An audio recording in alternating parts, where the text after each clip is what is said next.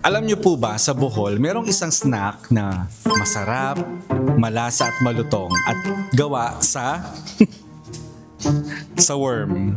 Ang tawag po nila ay chicha worm. Pero bago ko sa inyo ibigay kung ano mga impormasyon na meron dito, ipatikim muna natin sa ating mga kasama dito sa office. Sige lang. Ang itsura, kuya. Pakita mo muna. Masarap yan. Taste it. Hindi ba ako mamamatay, kuya, pag Hindi. kinaga? Anong lasa? Okay naman po. Masarap? Ano masasabi mo sa itsura niya? Parang crumbs ng chichirya. O, nadurog lang yan, pero buo-buo yan dati. Amoy fried. Oh, fried kasi siya. Anong lasa? Po, salty. Dumalaw. Pumangalawa pa. Try natin. Ilang piraso ba? Ikaw, kung ilan gusto mo. Kakamayin ko na. Ang dami nung kinuha niya. Anong lasa? Describe mo.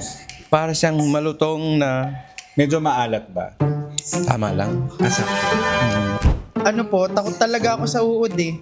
Pero itatry ko siyang kainin Sige, go. for the first time. Eh, hindi ko nakakatakot Yung buo kunin mo.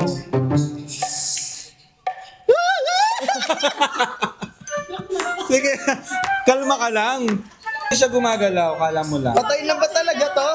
Patay na yan. Luto nga eh. Sige, pikit ka lang. Anong lasa? Masarap pala siya. O, isa pa.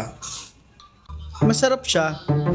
Ang chicha worm ay crispy fried larva ng mealworm o superworm. Maliit pero puno ng protein at nutrients. Alam mo bang ang mealworms ay may double the protein ng beef? Rich in protein, fiber, and healthy fats. Kaya perfect alternative sa junk food. Mas malutong pa sa chips. Mayaman din ito sa omega-3 na good for the heart. Some say lasang nutty, others say parang chicharon, pero kung trip mo ang crunchy at exotic, swak to sa'yo. Sa ibang bansa, mealworms ang future superfood, mas eco-friendly kaysa traditional livestock. Okay, ako naman ang titikim.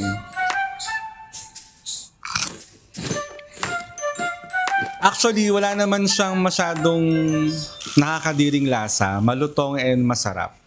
Kaya, kung mapapasyal kayo ng Bohol, ba't di nyo subukang bumili ng chicha worm? Healthy na at siguradong masarap. Sana po may natutuhan kayo at laging tatandaan, mapalad po ang tao na nakakasumpo ng karunungan at ang tao na nagtatamo ng kaunawaan.